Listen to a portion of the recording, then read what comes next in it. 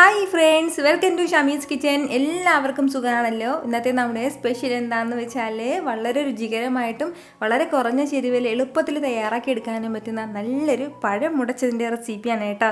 അപ്പോൾ ഇതിൻ്റെ ഡീറ്റെയിൽസ് ഒന്നും മിസ്സാകാതിരിക്കാൻ വേണ്ടിയിട്ട് എല്ലാവരും ഒന്ന് സ്കിപ്പ് ചെയ്യാതെ കണ്ടേക്കണം. കൂടെ തന്നെ ഈ വീഡിയോ ഒന്ന് ലൈക്ക് ചെയ്യാനും നമ്മുടെ ഷമീസ് കിച്ചൻ ചാനൽ ഇതുവരെയും സബ്സ്ക്രൈബ് ചെയ്യാത്തവരാണെന്നുണ്ടെങ്കിൽ പ്ലീസ് ഒന്ന് സബ്സ്ക്രൈബ് കൂടി ചെയ്തേക്കണേ. കൂടെ തന്നെ തൊട്ടടുത്ത് കിടന്ന ബെല്ലൈക്കനിൽ ഓൾ മറക്കാതെ ഒന്ന് പ്രസ് ചെയ്തേക്കണം. എങ്കിൽ മാത്രമേ ഞാൻ അപ്ലോഡ് ചെയ്യുന്ന വീഡിയോസ് എല്ലാം നിങ്ങൾക്ക് കറക്റ്റായിട്ട് നോട്ടിഫിക്കേഷൻ ലഭിക്കത്തുള്ളൂ. എന്നാൽ ശരി, നമുക്ക് വേഗം തന്നെ റെസിപ്പിയിലേക്ക് പോയാലോ. നമ്മുടെ ഈ പഴം മുടച്ച് തയ്യാറാക്കി എടുക്കാനായിട്ട് ആദ്യം നമുക്ക് വേണ്ടത് ചെറിയൊരു കൂട്ടൊന്ന് തയ്യാറാക്കി എടുക്കാം. അപ്പോൾ അതിന് വേണ്ടി ഞാനിപ്പോൾ ഒരു പാനൊന്ന് അടുപ്പത്തേക്ക് വെച്ചിട്ടുണ്ട്. 1 ടേബിൾ സ്പൂൺ അളവിൽ നെയ്യ് നമുക്കിതിലേക്ക് ചേർത്ത് കൊടുക്കാം. നെയ്യ് ഒന്ന് ചൂടായി കഴിഞ്ഞാൽ പിന്നെ ഇനി നമുക്ക് വേണ്ടത് കുറച്ച് നട്ട്സാണ്. നമ്മുടെ ടേസ്റ്റിനനുസരിച്ചിട്ടുള്ള നട്ട്സൊക്കെ ഇതിലേക്ക് ചേർക്കാവുന്നതാണ്. ഞാനിപ്പോൾ കുറച്ച് ബദാമും അണ്ടിപ്പരിപ്പും കുറച്ച് പംകിൻ സീഡ്സും എടുത്തിട്ടുണ്ട് കേട്ടോ. അപ്പോൾ ഇത്രയും ഇതിലേക്ക് ഒന്ന് ഒരുമിച്ച് ചേർത്ത് കൊടുക്കുകയാണ്. നട്ട്സ് എല്ലാം ചേർത്ത് കൊടുത്ത ശേഷം നല്ല രീതിയിൽ തന്നെ നമുക്കൊന്ന് വറുത്ത് കൊടുക്കാം. ഒരു 30 സെക്കൻഡ് മാത്രം ഒന്ന് മീഡിയം ഫ്ലെയിമിൽ വെച്ചിട്ട് വറുത്ത് കൊടുത്താൽ മതിയാവും കേട്ടോ. ഒരുപാട് സമയത്ത് വറുത്ത് അതിൻ്റെ കളറൊന്നും മാറണം എന്നുള്ള ആവശ്യമൊന്നുമില്ല.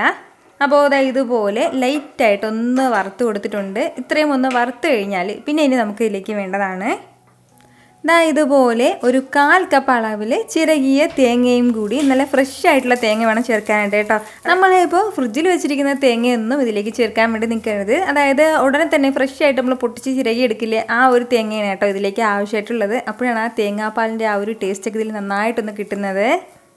ഇതുപോലെ തേങ്ങയെല്ലാം ചേർത്ത് കൊടുത്തിട്ട് നല്ല രീതിയിൽ തന്നെ ഒന്ന് മിക്സ് ചെയ്തെടുത്തിട്ടുണ്ട്. അപ്പോൾ ഇത്രയും ആയിക്കഴിഞ്ഞാൽ ഇനി നമുക്കിതിലേക്ക് വേണ്ടതാണ് ഇതുപോലെ ഒരു 5 ടേബിൾ സ്പൂൺ അളവിൽ പഞ്ചസാരയും കൂടി എടുത്തിട്ടുണ്ട്. പഞ്ചസാര നമ്മുടെ മധുരത്തിനനുസരിച്ചിട്ട് നമുക്കിതിലേക്ക് ചേർക്കാവുന്നതാണ്.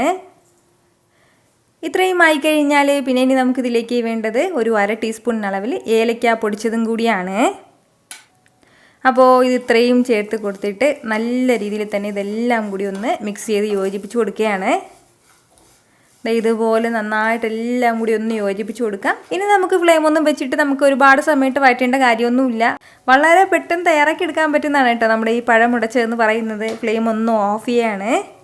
ഇനി നമുക്ക് വേണ്ടതാണ് ഇതുപോലെ കുറച്ച് ചെറുപഴം ഞാനിപ്പോൾ എടുത്തിട്ടുണ്ട്. 400 ഗ്രാം അളവിലാണ് കേട്ടോ ചെറുപഴം എടുത്തിട്ടുള്ളത്. അതായത് നേന്ത്രപ്പഴം ഒഴിച്ച് ബാക്കി ഏത് പഴം വേണമെങ്കിലും നമുക്ക് എടുക്കാവുന്നതാണ്.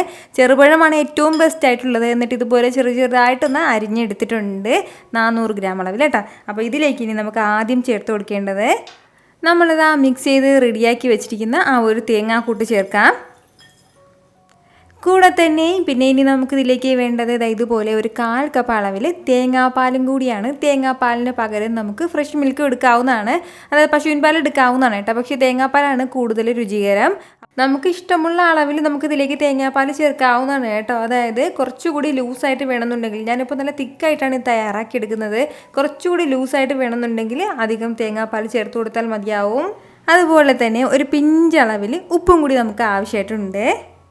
ഈ ഉപ്പും ചേർത്ത് കൊടുത്ത ശേഷം നല്ല രീതിയിൽ തന്നെ ഇതെല്ലാം കൂടി ഒന്ന് നമുക്ക് മിക്സ് ചെയ്ത് യോജിപ്പിച്ചെടുക്കാം. പഴമൊക്കെ ചെറുതായിട്ടൊന്ന് ഉടഞ്ഞ് കിട്ടണം.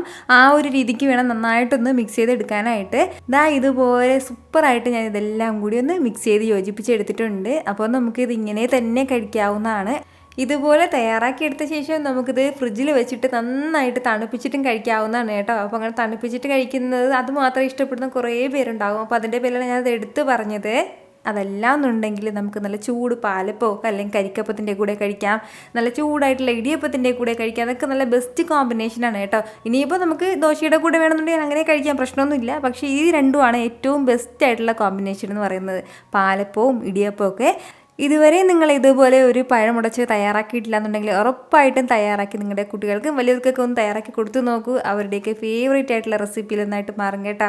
അപ്പോൾ ഈ വീഡിയോ ഇഷ്ടമായാൽ എല്ലാവരും ഒന്ന് ലൈക്ക് ചെയ്യാനും കൂടെ തന്നെ നിങ്ങളുടെ ഫ്രണ്ട്സിനും ഫാമിലിക്കും എല്ലാവർക്കും ഇതൊന്ന് ഷെയർ കൂടി ചെയ്ത് കൊടുത്തേക്കണം.